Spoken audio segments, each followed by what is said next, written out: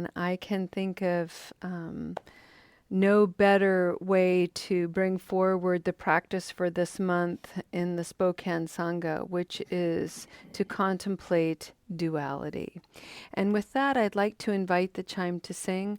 I want to, normally when we do our meditations, I invite people to rest, to lie down. You're more than welcome to do that today, but today I'm going to guide you in an active practice, because what I'd like to do is show you and guide you into how we can use the body to enact these practices as a way of really bringing the nature of duality, the nature of light and dark, good, bad, right, wrong, all the ways we try to oversimplify our lives to hold on to control. We're going to think about that, but we're going to put it in the context of the body. So if it's available to you today, I'd like you to stay seated. And with that, welcome everyone. This is Recovery Dharma. My name is Julia, and I am so happy to be here today, practicing with you today, talking about the nature of duality, the nature of reality, which is dualistic, and it's also non-dualistic. It's both, always both. So today, I'd like to call to mind something that has been shared over the last several days as we've been celebrating Trenti, thinking about loss, grief, celebration, and putting it into the context of recovery. And we've shared and heard shared over this week several Sangha members who are working through recurrences, who are working with craving. And these are very, very difficult things to work with. And so today I thought that we could put those ideas, put those experiences into the context of Buddhist practices, because these practices aren't things that we just memorize. The Four Noble Truths, the Noble Eightfold Path, the Four Limitless Qualities, the Four Foundations of Mindfulness. Buddhists love lists. They love them, and they love you to memorize them too. But the real nature of the Buddhist practice is to create a foundation for the whole of your life, not just as it relates to your recovery, but the whole of your life. The number one reason why people have recurrences of their habit energy is because something in their life remains unhealed. One of the most ineffective aspects of our contemporary treatment programs is people go into these highly structured environments for 30 days, 60 days, 90 days, and then they are released to their lives that are still marred and marked by trauma and dysfunction, harm and hurt. And so these practices are here to help us cultivate foundations of support so that we can heal the whole of our life, not just our habit energy. So we begin with mindfulness, sati. And there are four thresholds, there are four access points to mindfulness. Very simply stated, it begins with the breath in the body. And then we think about our mood and our emotions. And then we work with our thoughts and stories. So what I'd like you to do is close your eyes, come into the body. And I'd like us to enact craving, recurrence, temptation, memory of habit energy. Maybe even actions that we regret, behaviors that have caused harm.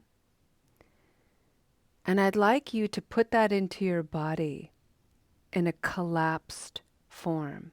And that means that the body is really soft and hunched.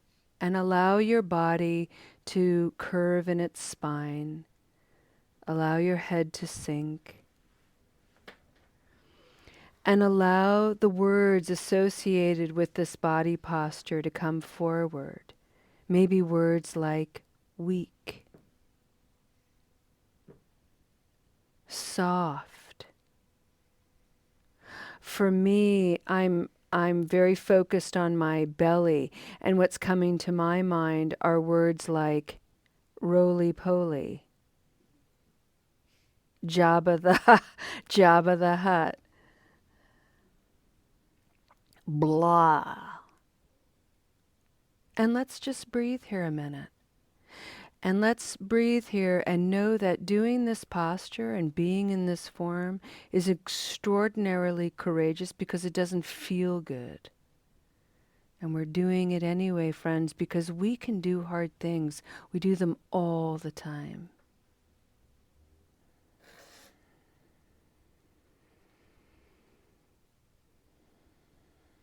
And let's take a deep breath together. And as we do, let's enact in the body's opposite to this posture. So as you're inhaling, straighten your spine. Sit nice and tall. Roll your shoulders back. Maybe even strengthen those core muscles if you can. Lift your head a little bit. Noble posture. This is great. But let's go to the other extreme. We're going to go to its opposite because we're talking about duality here. So where there's weakness and giving up and blah, there's going to be tightening. So I'd like you to pay attention to your hands and make some fists. And keep your fists on your legs. And notice the tightening in your forearms and maybe even in your upper arms. And maybe bring your shoulders up, tighten. And this is that posture that we all have when we're in the middle of a craving or a recurrence. And this is where we're grinding and we're militant and we're yelling at ourselves. And we're telling ourselves all the ways we fucked up. And we suck and we're miserable. And this is how it feels in the body. Urgh, here it is. Let it be tight. It's terrible. Terrible feeling. Hold your breath.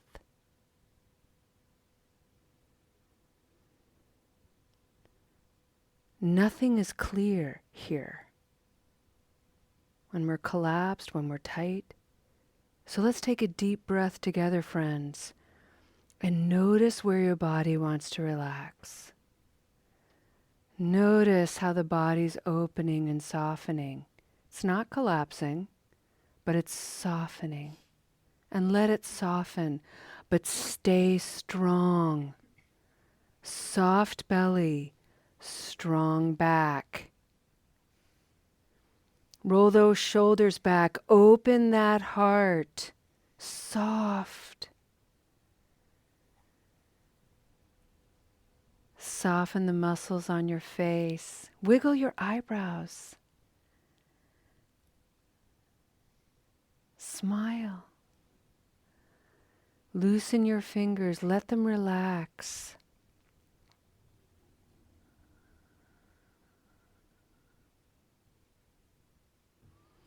One of the limitless qualities that we cultivate in Buddhism is something called equanimity. Thich Nhat Hanh referred to it in two other ways. One of them was space, which I really like. When we are equanimous, we are creating space for us to see our whole selves, that collapsed, weak aspect of ourselves that's there. It's true. What else is true? Well, with space, what else is true is that we're tight. Even in our strength, we're tight and we're rigid and fixed. That's true. What else is true? Somewhere in the middle, there is a truth that enables us to be relaxed, strong, open, curious, able, accepting, lenient, forgiving, wise, resilient,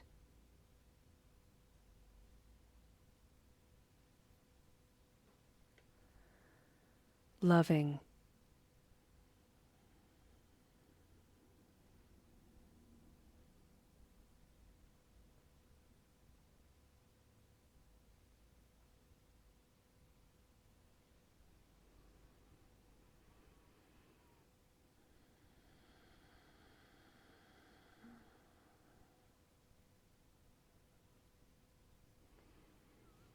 As human beings,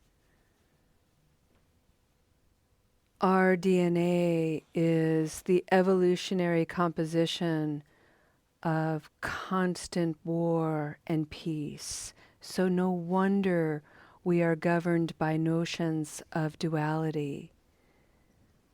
The problem is that in the world of recovery, we have a tendency and a propensity to lean toward war. The war on drugs meant a war within ourselves. We battle with ourselves, we hunt ourselves down, and we are constantly trying to eradicate an enemy within.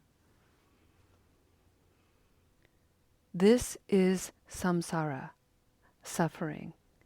And it is a folly because we will never get rid of that enemy. That enemy is part of who we are, and it is a teacher, full of wisdom if we allow it the space and the freedom, the other word for equanimity, to guide us and teach us.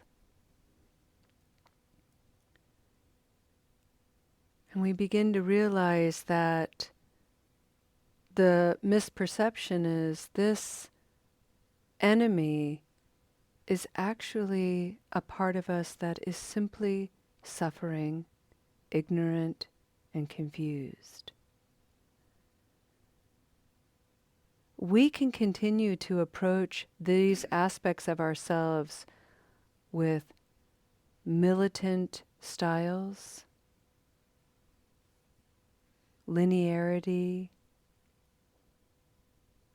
logical mind, anger, aggression, hostility, aversion. Or we can cultivate loving kindness. We can remember that at all times we have a companion, and it is called compassion and joy.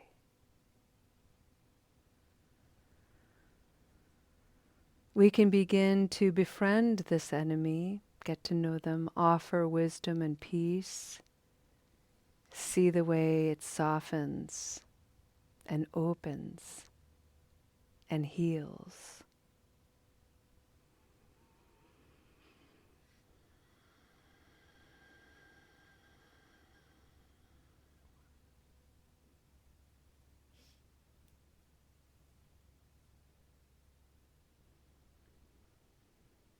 And you can access this in the body. Noticing when you are collapsed. Take a moment real quick. C-shape your spine, collapse in. In the next breath, tighten everything up.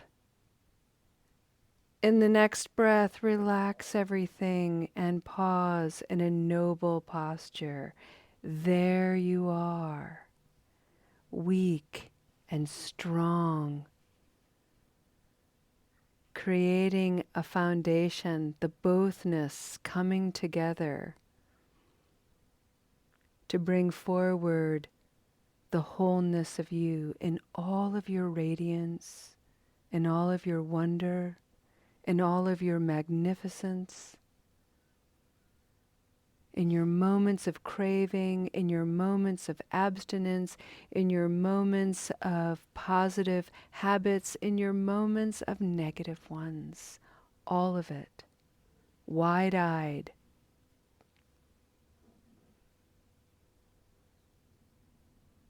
Take a deep breath.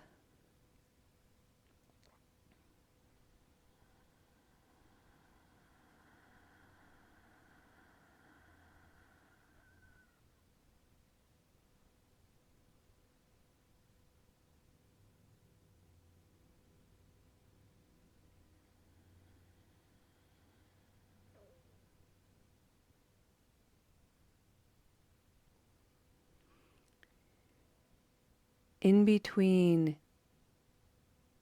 these dualistic pairs, these opposite extremes, is the middle way that only you can discover and excavate for yourself. This is the journey of awakening.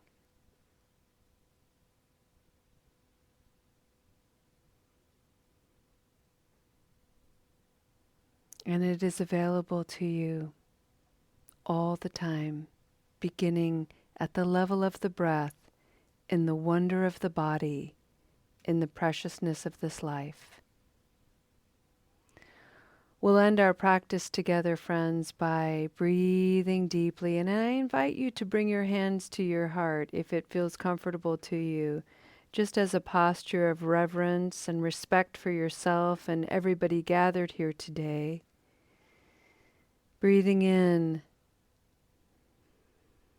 I smile to myself. Breathing out, I smile to all of us. Breathing in, I smile to the Buddha. Breathing out, I smile to us, Buddhas to be.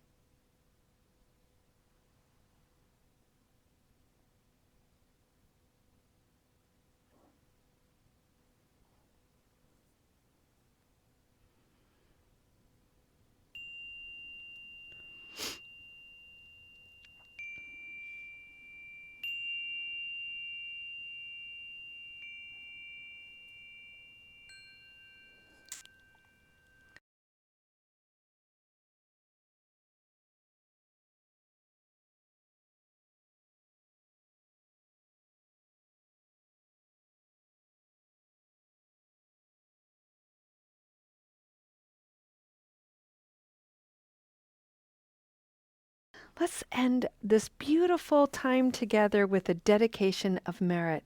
For anyone who's new to the Buddhist practice, one of the things that we do when we come into the practice, which is the presence of the three jewels, the Buddha, the human being who awakened to the causes and conditions of suffering, the Dharma, these are the teachings of the Buddha, and the community.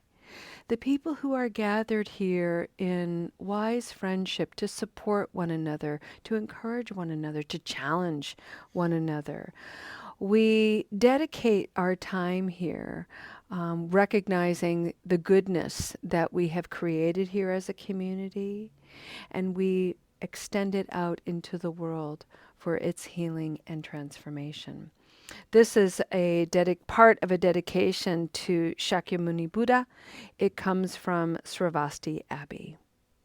And I invite you to close your eyes.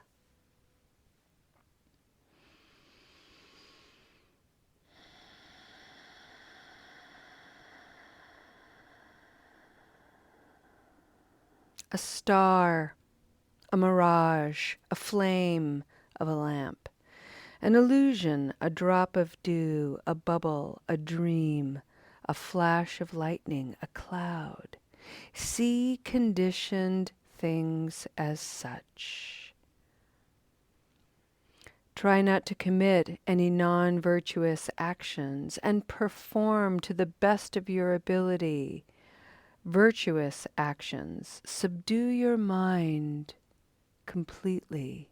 This is the teaching of the Buddha. Through this merit may sentient beings attain the state of all-seeing, subdue the foe of faults, and be delivered from the ocean of cyclic existence, perturbed by the waves of aging, sickness, and death. Friends, your practice is precious and inspiring. Thank you for bringing it here. Thank you for leaving such a beautiful impression in this community, in our hearts and minds. May we all receive it with the warmth and generosity for which it was freely given. And may we bring it into our day and share it freely for the healing of all beings. Have a beautiful sunshiny day. Keep looking, keep smiling. Namaste.